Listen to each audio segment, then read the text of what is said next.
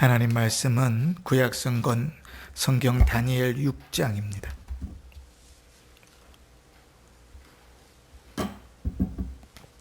10절 한 절만 우리 함께 봉독하면서 하나님의 음성을 듣습니다. 6장 10절입니다. 시작. 다니엘이 이 조서에 왕의 도장이 찍힌 것을 알고도 자기 집에 돌아가서는 윗방에 올라가 예루살렘으로 향한 창문을 열고 전에 하던 대로 하루 3번씩 무릎을 꿇고 기도하며 그의 하나님께 감사하였더라. 아멘. 지난주에 이어서 6장 10절 말씀을 가지고 다니엘이 믿음으로 살았던 그 믿음의 행동을 6가지로 좀 나누어서 좀 살펴보면서 우리의 은혜를 좀 누리기를 원합니다. 우리가 말씀과 기도로 거룩하여짐이라 하는 말씀을 잘 알고 있지요. 하나의 표어이기도 했으니까 우리의 마음속에 많이 또 깊이 박혀있는 말씀이라 그렇게 생각됩니다. 신앙은, 경건은 하나님의 말씀과 기도를 떠나서는 살 수 없습니다. 그리고 성경은 보이지 않는 하나님을 믿는 믿음, 보이지 않는 하나님을 향한 경외가 무엇으로 드러나는가? 그것은 하나님의 말씀에 대한 자세로 드러난다고 분명히 가르치거든요. 기도함도 마찬가지입니다. 하나님의 말씀에 대한 자세가 그 하나님께 온전히 기도하는가를 판가름한다 그랬어요. 그래서 우리가 기도에 대한 말씀들을 들을 때 내가 네 기도를 가증히 여긴다 하는 성경의 구절이 있는데 그 구절은 어떻게 이어지는가 하면 말씀을 무시하고 살아가는 삶 속에 드려지는 모든 기도가 아무리 간절하고 뜨겁고 깊이 있을지라도 가증히 여기겠다 그랬습니다.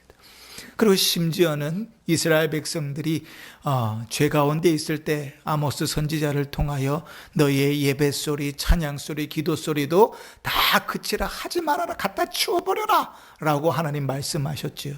그 신앙이 없이 드려지는 모든 그 일들이 형식이기 때문에 그렇습니다. 오늘 다니엘이 처해 있는 상황은 이미 하나님의 백성, 하나님이 세우신 이스라엘이라는 나라는 다 망해버렸고 다니엘은 포로로 잡혀와 있는 상황인데 그래도 하나님의 은혜를 입어서 몇 나라의 왕을 거치면서도 중요한 직책들을 감당하고 있고 지금도 느부갓네살 왕이 전체 나라를 다스리는데 120명의 관료를 세워놓고 그 120명을 관리하는 3명의 총리를 세웠는데 그 3명의 총리 중에 한 사람이라 그랬습니다. 그가 그 위치에 있으면서 얼마나 신앙을 지키는 일들이 어렵겠는가. 한번 생각해 보면 이래요. 그냥 우리가 평범하게 살잖아요. 그러면 그래도 신앙을 지키는 게 더 쉽습니다. 그런데요, 우리가 지위를 갖기 시작하고 높이 올라가기 시작하고 많은 돈을 가지기 시작하면 신앙으로 살아가는 게 더 어렵습니다. 수많은 유혹을 받고 수많은 어려움들을 당하거든요. 그래서 여러분 그거 아십니까? 미국의 기독교 서점에 가면 지금도 그런 책이 있어요. 백화점 왕 워너메이커라는 사람이 있는데 미국에서 흔히 백화점의 왕으로 불려진 사람이에요. 갑부지요. 유명한 사람이고 그 사람이 신앙인이어서 신앙인으로서 어떻게 그가 신앙을 잘 지켰는지가 기독교 서점에 가면 책으로 나와 있습니다. 그런데 여러분 안 믿는 사람들이 볼 때는 워너메이커는 미국에서 가장 유명한 탈세주의자입니다. 탈세를 얼마나 많이 했는지 몰라요. 그러니까 교회 안에서는 신실한 믿음의 사람, 백화점 워너메이커, 하나님이 복 주셔서 이렇게 책도 나오지만 세상 사람들이 볼 때는 불법과 탈세로 돈을 모은 재벌이라고요. 그러니 높이 올라갈수록 권세를 가질수록 돈이 많을수록 신앙을 지키긴 대단히 어렵습니다. 어쩌면 다니엘의 이런 처지가 우리하고는 전혀 맞지 않는 상황일 수도 있어요. 우리는 그냥 평범한 시대를 살아가는 사람이고, 다니엘은 그래도 고위 관직자이고 돈도 꽤 있었던 사람이니까 우리하고는 만나는 수준의 시험이 다르다, 이렇게 볼 수 있지만, 그러나 하나님의 말씀은 언제나 살았고 언제나 신실하신 하나님이셔서 주의 말씀이 우리에게 하시는 것들은 누구에게나 적용이 되니까 주의 말씀 속에서 우리의 신앙을 돌아보게 되는 거죠. 우리가 지난주에 6개 중에 10절 말씀 중에서 처음부터 읽어가면서 3가지를 살펴봤었습니다. 첫 번째는 무엇인가 하면 결과를 알고도 믿음으로 사는 것이다 그랬어요. 이 다니엘이 조서의 어인이 찍힌 줄을 알고도 그의 신앙의 삶을 포기하지 않습니다. 그 결과가 어떻게 주어질지 뻔히 아는 거예요. 그 결과는 사자굴 속에 들어가서 밥이 되는 것입니다. 다시 말하면 내가 오늘 믿음으로 살아가서 내일 혹은 오늘 저녁에 사자굴 속에서 죽을 수 있는 거예요. 그 결과를 자명하게 뻔히 알고도 그 길을 걸어가는 것, 그게 신앙이라 그랬습니다. 하나님께서 우리에게 믿음의 삶들을 허락하실 때 우리가 믿음으로 살아가는 길에 어떠한 일들이 있는지 꽁꽁 다 숨겨두시고 우리에게 비밀로 하고 그냥 예수 믿으면 복 받는 거야, 예수 믿으면 돈 잘 벌어, 예수 믿으면 잘 돼, 이렇게 사탕 발림만 해가지고 우리를 예수 믿게 하지 않으셨다 그랬어요. 그죠? 성경은 언제나 진실하게 모든 것을 다 드러내 놓습니다. 그치? 믿음으로 살아가는 자 하나님 반드시 책임지시죠. 믿음으로 살 때 굶어 죽는 사람 한 사람도 없어요. 그러니까 저희가 결혼하고 처음 이제 사역지로 옮겨서 사역을 하는데, 돈이 어디 있어요. 그죠? 가난한 전도사가. 그때 제가 40만 원 받았나? 사례비를. 그랬는데 이제 지민이도 태어났고요. 집안에 쌀이 딱 떨어졌다고요. 근데 그런 경험을 해보신 분들도 계시고 안 해보신 분들도 계시겠지만 집안에 아침에 나오는데 쌀이 떨어졌어요. 그날 저녁에 들어가서 먹을 쌀이 없는 거예요. 근데 하나님 굶기신 적이 없어요. 그날 저녁에 집 문 앞에다 누가 쌀가마니 갖다 놨는데 아직도 누군지 몰라요. 그러니까 하나님 그렇게 일해 가시는 거죠. 남아국에서 유학을 할 때 원래 유학을 하려고 간 것이 아니기 때문에 한 2-3달 있다 돌아올 줄 알았는데 하나님 2년 넘게 거기서 살게 하셨어요. 매달 다음 달 생활비가 없었어요. 거기는 이제 모든 제도가 다 월세를 내는 데니까 매달 월세 내고 생활비하고 공과금 내고 나면 다음 달 생활비가 없는데 그렇게 매달을 하나님 채우셔서 살게 하셨어요. 매년 이제 아이들 학교, 제 학교, 또 보험, 학교를 등록하려면 보험을 들어야 되거든요. 가장 싼 걸로 들어도 우리 식구들이 매년 그 다음 해를 살기 위해서는 800만 원 정도 돈이 들어가야 돼요. 매년. 근데 하나님 매년 그 800만 원을 채우셨어요. 그러니까 하나님 한 번도 굶겨보신 적이 없거든요. 근데 우리의 믿음은 그래. 이거 아니면 안 되고 이렇게 살지 않으면 안 될 것 같은 유혹에 있는 거죠. 근데 성경은 우리에게 언제나 자명하게 말씀하셨어요. 예수 믿는 길 호락호락한 길 아니라 고난을 겸하여 받는 길이고 세상 사람들이 박해하는 길이고 세상 사람들이 손들어주고 박수 쳐주는 길 아니다. 굳이 길로 따지라면 넓은 길 아니고 좁은 길이고 큰 문, 넓은 문 아니고 좁은 문을 통과하여 가는 길이다. 주님 분명히 가르쳐 주셨죠. 근데 우리는 그렇게 들으려고 하지 않는 거예요. 그치? 그래서 늘 우리의 눈은 넓은 문, 넓은 길에 가 있지요.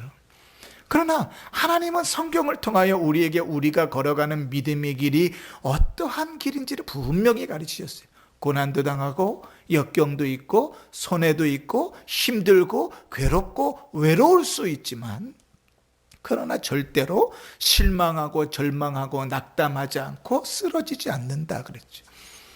우리가 늘 하나님 앞에 내맡기지 못하는 것 뭐지요? 우리가 내가 돈 벌지 않으면 먹고 살 수 없다는 거잖아요. 그 주의를 지키는 것, 그것을 포기해서라도 나는 돈을 벌어야 되고 그래야 처자식이 다 먹을 수 있다고요. 하나님 모르는 소리 하지 마세요. 지금 직장 구하기 얼마나 힘든지 아십니까? 오늘 젊은이들 요즘 많이 그렇게 얘기하잖아요. 그런데 우리가 착각하고 있는 거예요.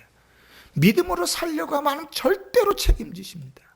이스라엘 백성들이 광야 40년 동안 그 광야 생활을 돈 다음에 하나님 이렇게 얘기하셨어요.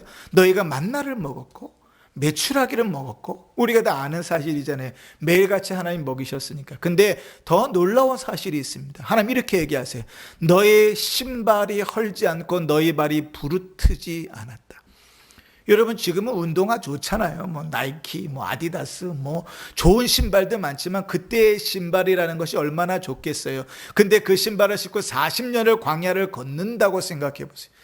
지금처럼 아스팔트나 도로가 잘 돼 있는 것도 아닌데, 그래서 40년을 걸었는데 하나님 뭐라고 하세요? 한 사람도 발이 부르트거나 신발이 상하지 않았다.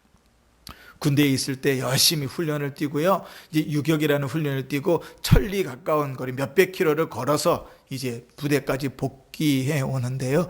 그게 얼마나 힘들었는지 몰라요. 이 워커를 신고 걷잖아요.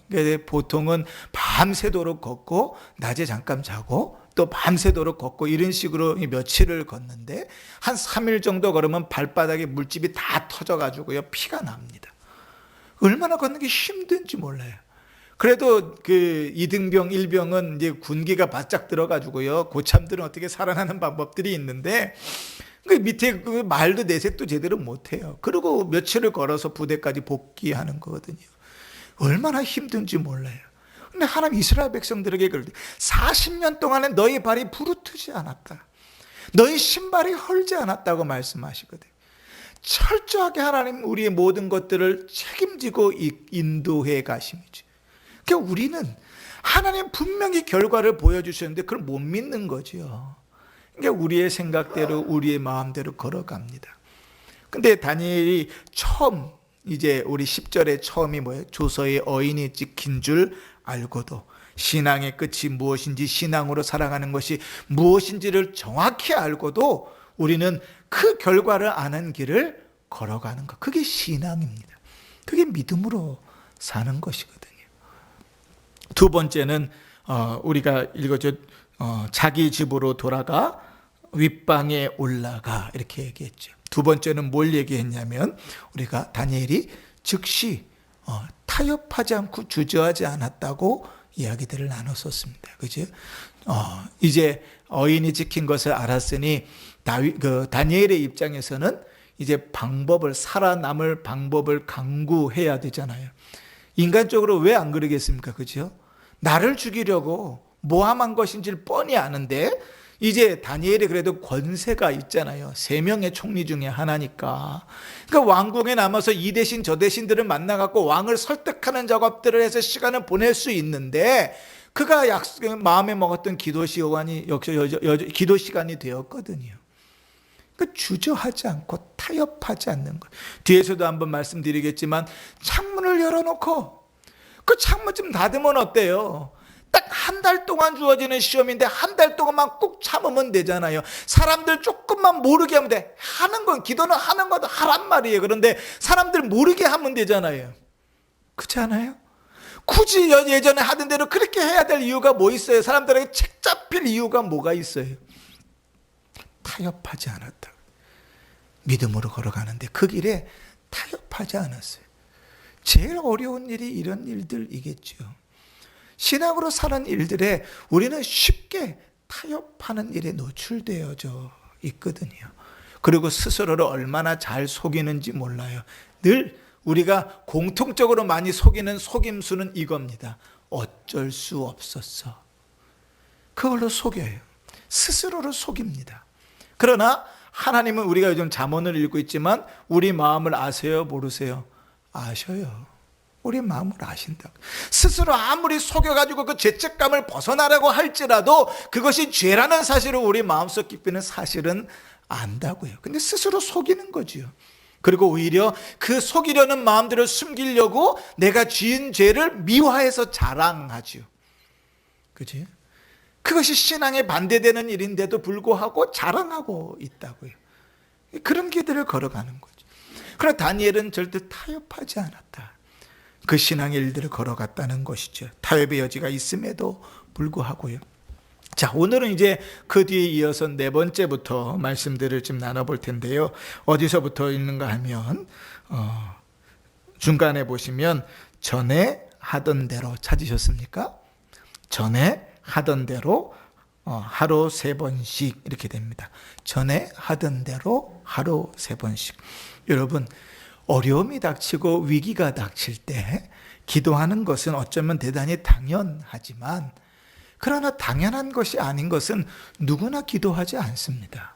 제가 늘 강조하지만 어려우니까 당연히 기도하지요 라고 이야기할지 몰라도, 기도하는 성경이 우리에게 가르친 대로 믿음으로 기도를 드리는가 라고 보면 신자들 중에도 그렇지 않을 때가 훨씬 더 많아요. 어려움을 처하면 제일 먼저 우리 머리가 뭐가 도냐면, 어떠한 거짓말을 해서 어떠한 인맥을 동원해서 어떠한 일을 통해서 이 문제를 이겨나갈까가 먼저 도는 것이 우리의 죄악된 본성이죠. 어떻게 기도할까? 하나님 앞에 무릎을 꿇어야지 더 간절히 나가는 게 참 어렵습니다. 그래서요, 위기의 순간에 기도한다는 것은 대단히 큰 은혜이기도 합니다. 물론 어려움이 생기고 위기의 순간에만 기도하게 되니까 문제죠, 그죠? 자식들이 아파요, 그럼 목숨 걸고 기도하죠. 손주들이 아파요, 그럼 목숨 걸고 기도하겠죠. 근데 그 시기가 지나가면 느슨해지는 게 우리 인간이죠. 자, 그런데 위기의 순간에 기도하는 것이 또 당연하고 또 기도한다는 것이 은혜일 줄 모르는데, 오늘 다니엘은요 이렇게 표현되죠. 뭐라고 하냐면 전에 하던 대로 이렇게 기록돼요. 전에 하던 대로. 그러니까 좋게 말하면, 좋은 표현으로 습관이 잘 들어있는 거예요. 그러니까 우리 신앙생활에요, 습관이 잘 드는 것이 대단히 중요합니다.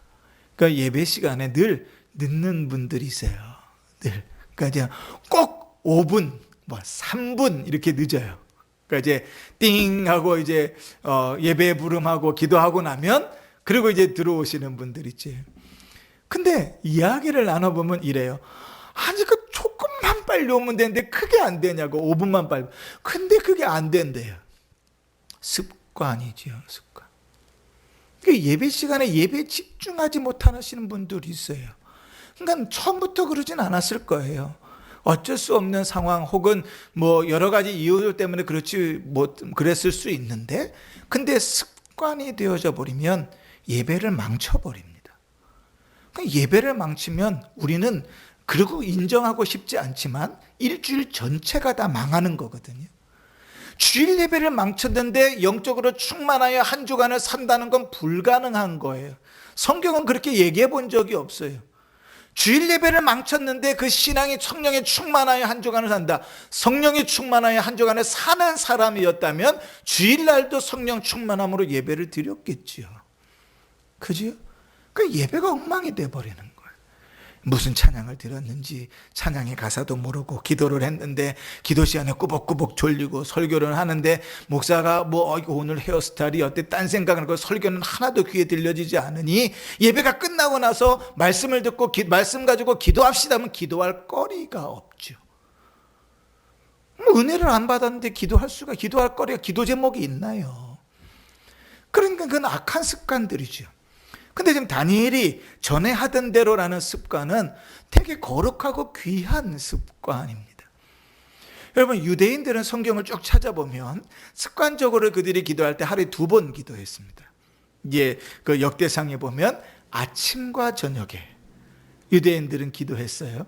그래서 보통 우리가 개인적인 기도의 내용들을 가르칠 때 그 내용들을 착안해서 우리가 기본적으로 어떻게 아침에 하루에 시작하면서 하나님 앞에 기도하고 하루의 일을 마치면서 하나님 앞에 기도하는 것이다. 그것을 기본으로 해서 우리가 일을 시작할 때 기도하고 일을 마칠 때 기도하는 것이다. 그렇게 가르치기도 합니다. 근데 오늘 다니엘은 어떻게 기도했냐면 하루에 3번 기도했어요. 그러니까 보통 대부분의 학자들은 이렇게 이야기합니다. 아침, 점심, 저녁에 기도했다고 이야기하는 거예요. 그럼 여러분, 그냥 다니엘이 신앙이 참 좋았구나, 하루에 3번 기도했구나, 그렇게 넘어갈 일 같은데, 근데 이 부분은 우리가 좀 쉽게 곱씹어 필요가 있습니다. 여러분, 아침에 일어나서 기도하는 것 어려울까요?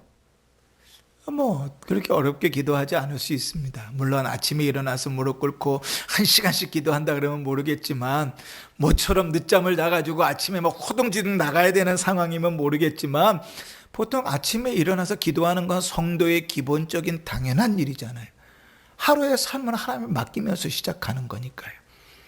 저녁에 하루를 마감하면서 잠자리에 들기 전에 하나님 앞에 기도하는 것, 그건 당연한 일입니다. 그죠? 우리가 무릎을 꿇고 기도하다가 점점 마음에 꾀가 생겨가지고 누워서 기도하게 되고, 누워서 기도하다가 내가 기도를 하는 것인지 자는 것인지 모르게 잠자리에 들 때도 있지만, 하여간 뭐 저녁에 기도하는 것도 쉬운 어려운 일은 아닙니다. 근데 여러분, 점심에 기도하는 것, 그게 쉽겠습니까? 한번 물어보십시다. 직장 생활을 한다고 생각해 보십시다. 일반 직장인들이 점심시간은 12시에서 1시, 혹 시간이 좀 다를 수 있지만 보통 1시간입니다. 직장 다니는 직장인들이 점심에 기도하는 시간을 정해놓고 기도하는 일이 쉬울까요?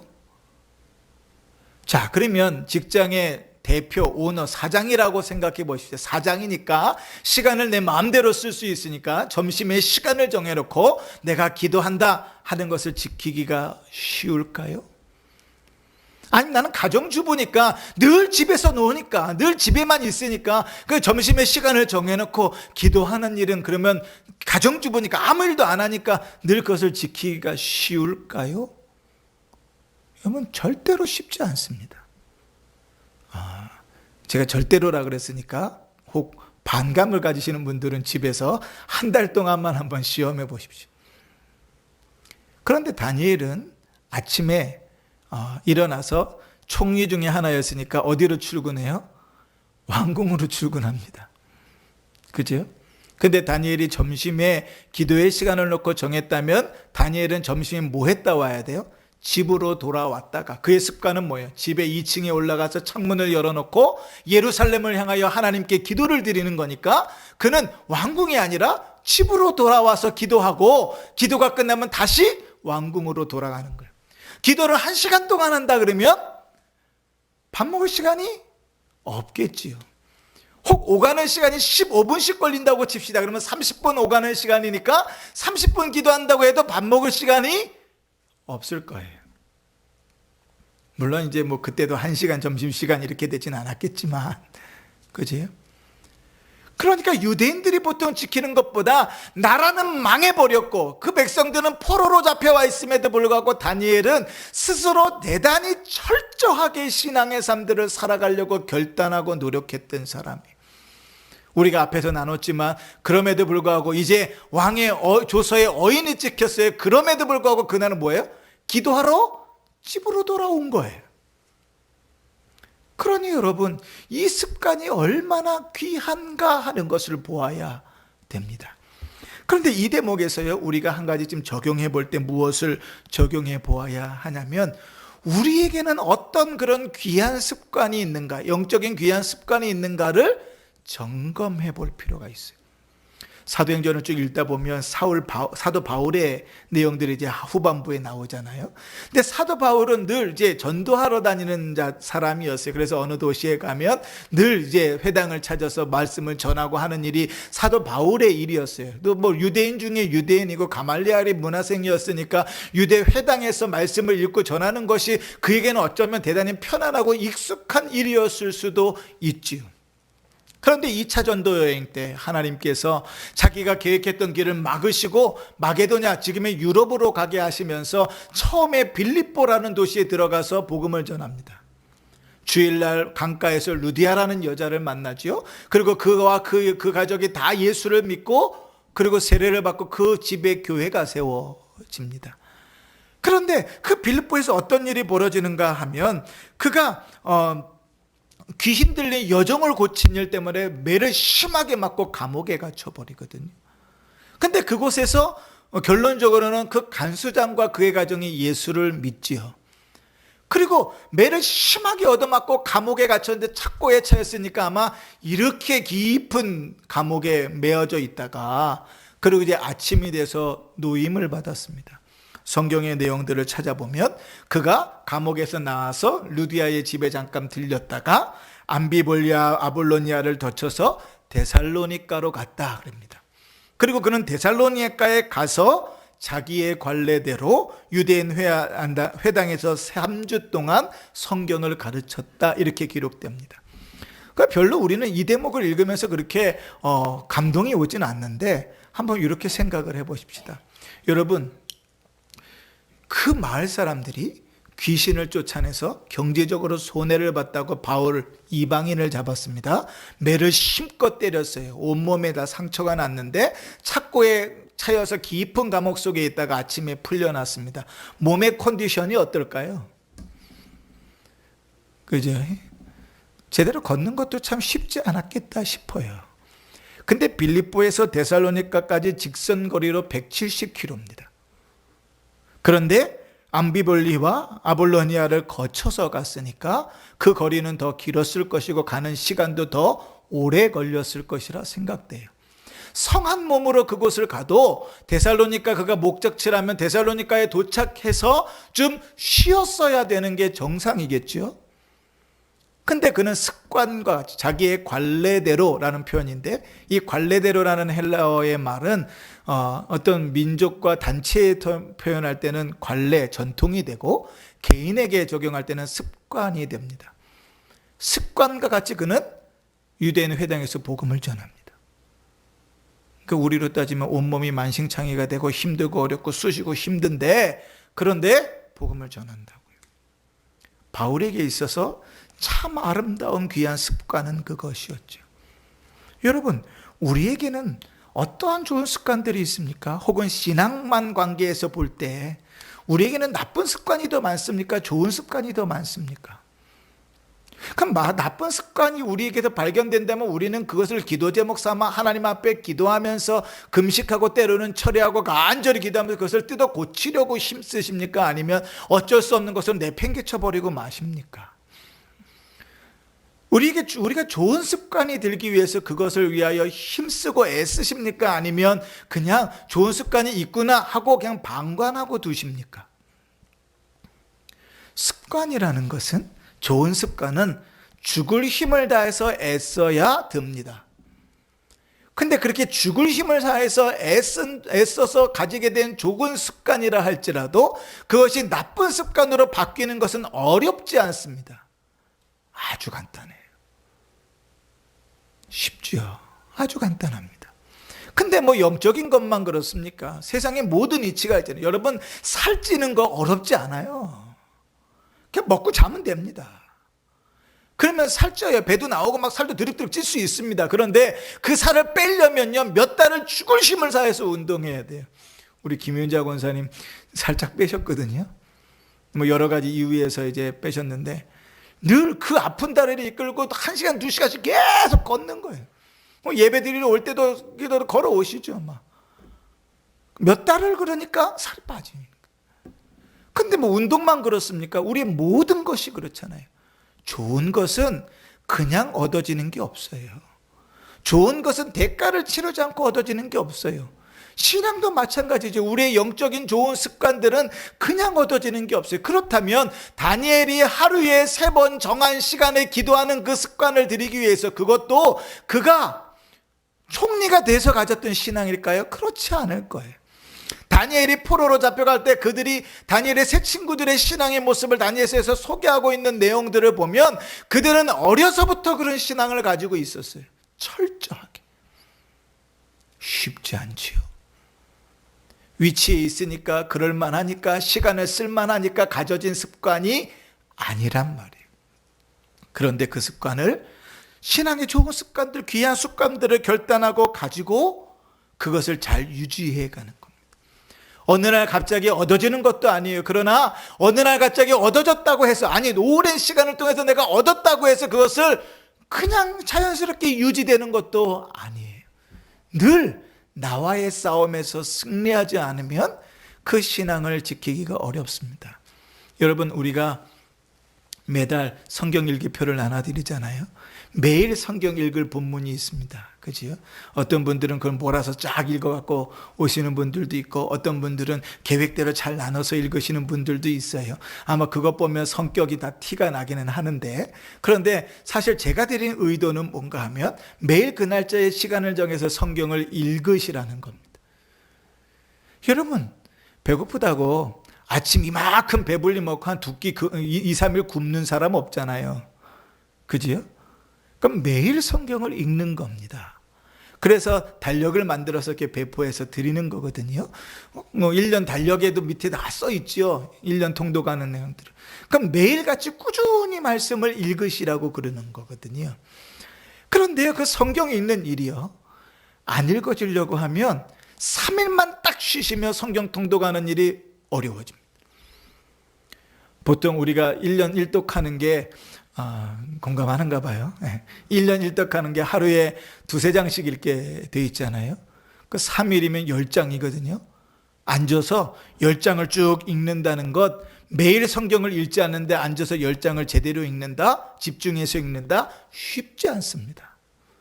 매일 시간 30분은 내지 못했는데 앉아서 10장, 13장을 읽기 위해서 시간 1시간, 2시간을 낸다? 쉽지 않습니다. 근데 그렇게 밀려가기 시작하면 어느덧 그게 한 주가 되고 한 달이 되면 양이 너무 많아서 포기해 버려요. 쉽지 않은 일이죠. 그 성경이 있는 것 뭐라고 그게 어렵습니까? 근데 어려운 일이라고. 기도하는 것, 여러분, 기도하는 일 쉽습니까? 어려워요. 시간을 정하고 기도하는 것 쉽습니까? 어렵습니다. 예배 드리는 것, 예배 제대로 드리는 게 쉽습니까? 어려워요. 예배에 성공하는 것 평생의 기도 제목, 우리 교회의 기도 제목에, 특히 우리 직분자들에게 제가 간절히 기도하는 것, 예배에 좀 은혜를 받으라는 거거든요. 예배에 좀 살아있으라는 거거든요. 예배가 회복돼야 된다는 거예요. 거기에 막 저는 간담이다 녹아요, 녹아. 예배 때마다. 그죠? 그게 뭐 어렵습니까? 어려운 일이에요. 예배 시간에 5분, 10분 안 늦는 거 어려운 일이고요. 예배 시간에 졸지 않는 것 어려운 일이고요. 예배 시간에 산만하지 않는 것 어려운 일이에요. 이 약 물고 죽을 힘을 다해야 지킬 수 있는 어려운 일이에요. 그리고 그렇게 습관이 잘 들었다 할지라도 들은 습관을 지키기도 대단히 어려워요. 그런데 여러분, 이 다니엘은 위기의 순간에도 그 습관을 지키고 있습니다. 다니엘은 이 습관이 죽을 때까지 갑니다. 근데 이 습관은 언제부터요? 어려서부터 들었던 습관입니다. 근데 어려서부터 들었던 습관이라 하면 우리 주님께서 하신 이런 말씀이 생각나죠? 예레미야 선지자를 통하여 너희가 내 말을 듣지 않는 것이 어려서부터 습관이라. 그냥 된 일은 없어요. 오랜 시간 동안에 하나님을 믿는다고 말하면서도 하나님을 거부하고 거절하는 것이 습관이 되어져 있는 거죠. 그러니 여러분, 우리의 신앙에 어떤 거룩한 습관들이 있는지를 잘 살펴보아야 됩니다. 어떤 습관을 들여야 되는지. 저는 감히 우리 교회는 35년이 됐습니다. 권사님들은 적어도 지금 자라나는 젊은 세대들에게 본이 되시는 분들이어야 됩니다. 대단히 부담스럽죠. 아이들도 있지만 초신자들도 있잖아요. 여러분, 책 잡히시면 안 됩니다. 권사님들이 말 하나 행동 하나에 흠 잡히셔도 안 됩니다. 왜냐하면 어린 그들의 신앙은 앞에 선 사람들을 보고 오는 게, 오래된 교회의 유일의 대단히 귀한 특징이 그것이거든요. 근데 앞에 서 있는 분들이 예배 시간에 늦고 예배 시간에 졸고 봉사도 하지 않고 돌아보지도 않고 말하면서 맨날 싸우고 사람들 흉보고 이런 것들로만 가득 차 있으면 그 교회 신앙생활 안 합니다. 젊은 사람들 절대로 그런 교회 안 다닙니다. 그죠? 굳이 내 시간 할애해서 그런 교회를 나갑니까? 다른 교회, 큰 교회 그냥 가면 되는데. 근데 저는 우리 권사님들 잘 하시리라 믿습니다. 늘 기도하시고 늘 믿음으로 서시니까요. 본인의 삶을 살펴서 죽을 힘을 다해서 거룩하고 복된 습관이 무엇인지 살피시고 힘쓰셔야 됩니다. 언제까지? 주님 부르실 때까지. 주님 부르실 때까지. 자라나는 세대들도 마찬가지입니다. 앞에 어른들 보면서 그 길 걸어가는 겁니다. 그죠? 그 어른들 보면서 그렇게 걸어가는 거예요. 제가 제일 부담스러운 말이 뭐냐면, 목사님 그렇게 말씀하셨잖아요. 목사님 그렇게 행동하셨잖아요. 그런 얘기를 듣는 게 제일 부담스럽습니다. 너 왜 예배 시간에 그렇게 조냐? 목사님 그렇게 졸았잖아요. 앞에서 보니까 다 졸대요. 그러면 그 다음부터는 게임 끝이에요. 그 아이에게 어떠한 얘기를 해도 그 얘기는 듣지 않습니다. 절대로 듣지 않습니다. 어떨 때 들으는가? 내가 잘못했다고 용서를 빌고 회개해야 그렇게 움직일까 말까. 그지? 우리 밑을 따라오는 사람들은 그렇습니다. 그 부모가 그렇잖아요. 앞에서 서서 어떻게 가냐에 따라 자식들 그대로 따라오거든요. 그 알코올, 술 많이 마시는 분들이 있잖아요. 자녀들이 둘 중에 하나래요. 술을 그렇게 따라서 마시든지 아니면 술 먹는 거 싫어하든지. 근데 통계적으로 보면 그 부모 밑에서 자란 사람들 중에서 알코올 중독자가 그렇게 많대요. 싫어했는데 그렇게 가는 거예요. 왜? 보고 자란 게 그거니까. 그렇게 유혹이 있고 그걸로 쉽게 빠져 들어가는 거죠. 다니엘은 그러한 습관들 가운데 있었어요. 자, 그러면 그가 이제 하루에 3번 기도하는 것만 습관이었는가? 우리가 좀 더 읽어보면 전에 하던 대로 하루에 3번씩 무릎을 꿇고 기도하며. 어떻게 기도했다고요? 무릎을 꿇고 기도했다 그럽니다. 성경에는 기도하는 방식들이 대단히 다양하게 나와요. 보통 서서 기도하기도 하고요. 눈을 들어서 하늘을 바라보면서 기도하기도 하고, 히스기야와 같이 벽을 향하여 기도하기도 하고, 엘리야와 같이 무릎 사이에다가 고개를 집어넣고 기도하기도 하고, 이 성경에 여러 기도하는 제목들이 나와요. 그런데 어떤 때 이제 무릎을 꿇고 기도하는 자세가 나오는가 하면, 신약에서 우리가 너무나 잘 아는 자세는 그거예요. 세리와 바리새인이 이제 성전에 올라갔는데, 바리새인은 서서 기도하기를, 하나님, 저는 저 세리와 같지 않게 하심을 감사합니다. 그래서 서서 기도했다 그래요. 근데 이 세리는 어떻게 했죠? 무릎을 꿇고 감히 하늘을 우러러 보지도 못하고, 하나님, 나는 죄인입니다 라고 기도했다는 거죠. 오늘 다니엘이 어떻게 기도했다 그래요? 무릎을 꿇고 기도했다 그럽니다. 무릎을 꿇고 기도했다는 것은 적어도 무엇을 상징하는가 하면, 그가 얼만큼 하나님 앞에 겸손했는가를 보여줍니다. 지금은 우리가 무릎 꿇고 기도할 수 있는 여건이 아니죠. 우리 최성희 사모님은 그 의자에서도 그래도 무릎을 꿇으시려고 이렇게 힘쓰시고 애쓰는 모습들을 제가 봐요. 그래서 한편으로는 좀 힘들지 않을까 싶을 정도로, 그런데도 이렇게 다리를 이렇게 올려놓고 기도하시는 모습을 제가 보죠. 근데 옛날엔 다 바로 바닥이었으니까 무릎 꿇고 기도하는 일이 당연했는데, 요즘은 이제 다 의자에 앉아서 무릎 꿇고 기도하는 일이 쉽지는 않죠. 그런데 우리가 앉아서 기도한다 할지라도 우리 자세는 어떻게 하냐면, 하나님 앞에 겸손함으로 무릎을 꿇고 기도해야 됩니다. 여러분 혹시 기억하시는지 모르겠지만, 제가 예배를 이제 주일 예배를 인도할 때 처음에 띵 치고 몇 번째 예배를 드리겠습니다 할 때 앞에 뭐라고 멘트하냐면, 우리의 마음에 무릎을 꿇고 이렇게 말하거든요. 하나님 앞에 겸손하게. 마음의 무릎을 꿇고 예배하는데 하나님께 예배에 집중하지 않을 수 있는 사람은 없어요. 교만하니까, 하나님의 예배를 우습게 보니까 그 예배가 온전하게 못 드리는 거예요. 그런데 하나님 앞에 겸손하게, 하나님 앞에 마음의 무릎을 꿇고 예배를 드린다면, 하나님 앞에서 온전히 그 모습이 낮아짐으로 예배를 드리는 거죠. 기도도 마찬가지입니다. 비록 우리가 의자에 앉아서 예배를 드리지만 어떻게 기도해야 되는 게, 무릎을 꿇고 기도해. 마음의 무릎을 꿇고 하나님 앞에 겸손하게 주 앞에 나아가서 기도해야 되는 거예요. 무경공 의자에 앉아서 기도하니까 마음은 교만해져 가지고 하나님 앞에 그런 얘기가 아니고, 무릎을 꿇었다는 것은 하나님 앞에 자기 자신을 완전히 낮추고 하나님 앞에 간절히 기도를 드렸다는 거죠. 다니엘은 그렇게 기도를 드렸습니다. 자, 그러면 그가 하루에 3번씩 무릎을 꿇고 기도했는데, 그럼 그 무슨 기도를 드렸을까요? 여러분, 다니엘이 무슨 기도를 드렸을 것 같습니까? 우리는 성경에 기록되어 있지 않으니까 정확히 알 수 없습니다. 그러나 다니엘의 신앙의 거룩한 습관과, 또 다니엘이 처해 있는 상황과, 또 다른 이제 신앙의 사람들의 모습을 보면서 우리가 가늠해 볼 수 있는 일들이 있어요. 첫 번째는 뭐냐면, 이 다니엘은 자기 백성들을 위해서 기도했을 겁니다. 여러분, 우리가 느헤미야서를 보면서 알잖아요. 느헤미야가 그래도 술 맡은 관원장이 되어 있으면서 나라가 멸망하고 성벽이 무너졌다는 소식을 듣고 어떻게 해요? 금식하고 아파하면서 하나님 앞에 기도하거든요. 근데 다니엘은 여러 왕을 거치면서 계속 총리였어요. 근데 그가 자기 백성을 위해서 기도하지 않았겠는가? 기도했겠죠. 더더군다나 자기 백성이 어떻게 돼? 나라가 망했다고요. 나라가 망했어요. 여러분, 집안이 폭삭 망했어요. 그러면 자식들을 위해서 기도 안 하겠습니까? 집안이 폭삭 망했어요. 그런데 나는 좀 먹고 살만하다 그러면 내 자식들을 위해서 내 기도하지 않겠어요? 분명히 그 민족들을 위해서 기도했겠죠.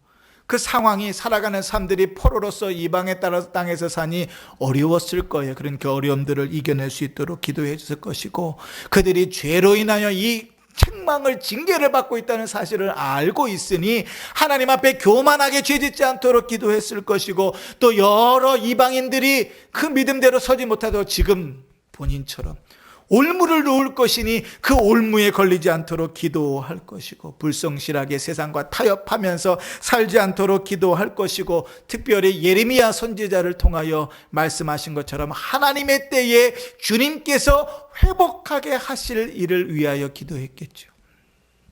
하나님 다 말씀하시면서 그러나 너희가 간구하지 아니하면 안 될 것이라 말씀하셨으니까요. 기도거리가 얼마나 많은지 모릅니다.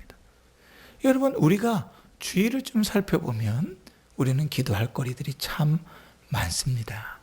그죠? 저는 그 예전에 대학 다닐 때 기도 합주회라는 게 뭐 선교회에서 하는 기도 훈련이 있어요.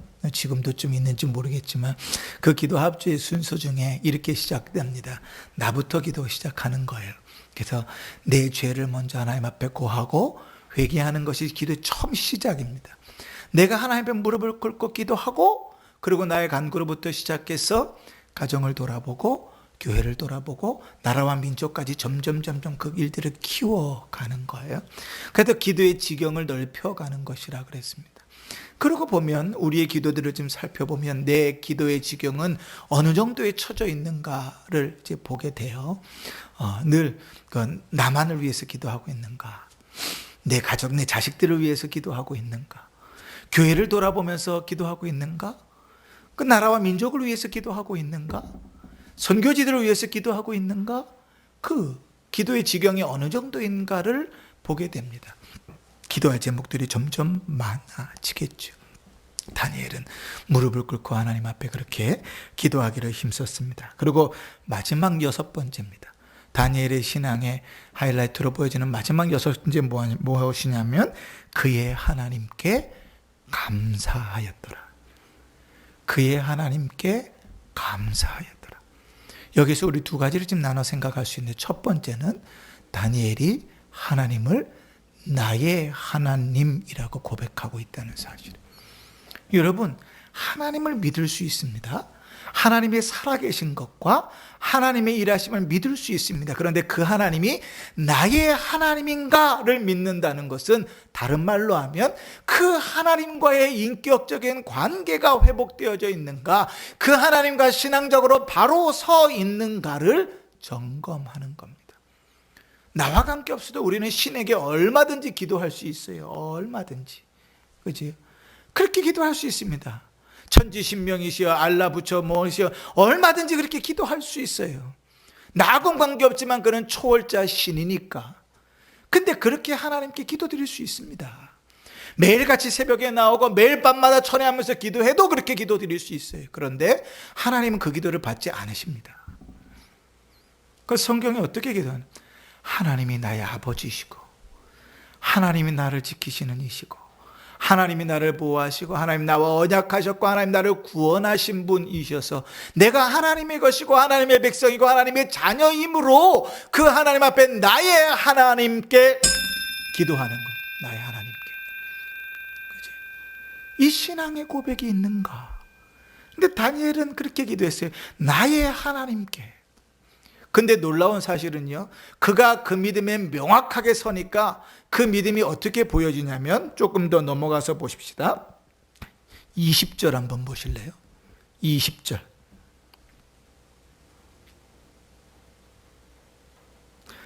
제가 읽어볼게요. 눈으로 잘 따라오십시오. 다니엘이 든 굴에 가까이 이르러서 슬피 소리질러 다니엘에게 묻되 살아계시는 하나님의 종 다니엘아, 내가 항상 섬기는 내 하나님이 사자들에게서 능히 너를 구원하셨느냐. 누가 말하는 거냐면 느부갓네살 왕이 말하는 겁니다. 이 왕은 다니엘을 너무 아껴가지고요, 자기가 조서에 어인을 찍어놓고도 그것이 다니엘에게 문제가 될지 몰라서 막 노심초사 밤새도 밤이 저녁이 될 때까지 고민했었던 것이거든요. 근데 어쩔 수 없이 자기가 번복할 수 없으니까 사자굴에 집어넣는데 그가 뭐라고 건복합니까? 너의 하나님께서, 살아계신 너의 하나님께서. 다니엘이 나의 하나님으로 믿고 기도했더니 그 믿음이 어떻게 전해진다고요. 너의 하나님께서 인정되는 거예요. 인정되는 거예요. 그러니까 너의 하나님께. 그 두 번째는 뭔가 하면 감사하였더라. 여러분, 우리가 좀 객관적으로 보십시다. 다니엘이 지금 감사할 상황입니까? 사자굴에서 하나님께서 보호하셨습니다. 그 대목부터는 우리가 하나님께 찬양하고 감사하는 걸 얼마든지 이해할 수 있어요. 근데 지금 당장 오늘 밤에 내가 어떻게 될지 모르고 죽을지 모르는 상황 가운데서 다니엘이 무엇으로 하나님께 감사할 수 있을까요? 자기는 믿음으로 산 죄밖에 없는데 모함을 받아 죽을 위기에 처해 있어요. 죽을 상황에서 타협하지 않고 믿음을 지키겠다고 자기의 믿음의 습관대로 하나님 앞에 주님을 경외함으로 믿음 앞에 섰어요. 그에게 무엇이 감사할 제목일까요? 근데 다니엘의 신앙의 맨 마지막 클라이막스가 뭘로 끝나냐면 감사하였더라. 왜 여러분 우리가 감사할 수 있죠? 우리는 내 눈앞에 주어지는 것으로만 감사해요. 되면 감사하고 안 되면 불평하고, 그죠? 얻으면 감사하고 못 얻으면 불평하고, 우리는 늘 그것이 익숙하거든요. 그런데 성경에 그럴 수 없는 상황인데 감사한 사람들은 모두가 다 똑같습니다. 무엇 때문인가? 하나님이 나의 주인 되시고, 하나님이 나의 구주 되시고, 하나님이 나의 아버지 되심으로 감사하는 거예요. 우리가 너무나 잘 아는 하박국 선지자의 감사 있잖아요. 비록 무화과 나뭇잎이 마르고 포도나무에 열매가 없으며 우리의 양이 없으며 외양간에 송아지가 없을지라도 구원의 하나님을 인하여 감사하고 기뻐하리라. 다니엘도 마찬가지죠. 전혀 자기 조건으로 봐서는 감사할 제목이 없어요. 그런데 주여, 그런데 그의 신앙의 마지막 클라이막스는 뭐로 끝난다고요? 감사로 끝나. 여러분, 우리 신앙을 한번 보십시다. 우리의 신앙의 신실함은 어디서 발견되냐면 감사에서 발견됩니다. 여러분, 어떤 일에 우리가 감사할 수 있을까요? 저는 이제 우리 성도들 감사헌금 드릴 때마다 진심입니다. 극히 진심. 하나님이 작은 일에도 민감하여 하나님께 이 감사의 예물을 드리는 그 믿음이 그에게 더 깊이 주어지도록, 어느 정도까지 하나님 오늘도 숨쉬게 하시니 감사합니다. 그 수준까지라도 살아있음에 감사하고 말할 수 있음에 감사하고, 그죠? 그 작은 몸짓에서 감사하는 신앙의 수준까지 나아가도록. 여러분, 우리 신앙의 클라이막스는 감사에 있습니다. 우리에게 주어진 것으로가 아니라 하나님 그분으로 찬양하고 감사할 수 있다면 그것은 우리 신앙의 클라이막스입니다. 다니엘을 통하여 6가지 그 신앙의 모습들을 살펴보면서 우리 신앙의 모습들을 좀 점검해 보았습니다. 우리의 믿음은 어떤지 한번 좀 살펴보십시다. 신앙은 언제나 자라는 것입니다. 신앙은 언제나 머무는 것이 아닙니다. 그러니까 멈춰있는 것은 퇴보하는 것입니다. 그러니까 적어도 신앙은 한 걸음씩 앞으로 나아가는 것이죠. 천국에 대한 소망은 명확해지는 것입니다. 그래서 주님 부르실 때 죽음 직전에 얼굴이 환해지고 할렐루야 하는 것이 절정에 이르는 게 신앙입니다. 그지? 그게 성도에게 허락하신 일이에요. 그것이 영원한 지옥으로 빠지는 죽음이 아니라 영생으로 통하는 문이니까요. 그렇게 죽을 때까지 우리의 믿음은 자라나는 것입니다. 다니엘의 모습을 보면서 우리 신앙을 좀 점검해 보시고 이 저녁에 하나님 말씀을 붙들고 지금 기도하면서 은혜를 사모하시기를 바랍니다. 저녁 오늘 말씀 가운데 성령께서 혹 우리에게 깨닫게 하시고 우리 마음속에 주신 부담의 마음들이 있다면, 때로는 우리를 책망하시고 때로는 우리를 위로하신 마음들이 있다면 성령의 음성으로 들으시고 이 저녁에 우리 기도하면서 하나님의 음성에 우리의 삶을 온전히 내어드리는 은혜가 있기를 바랍니다.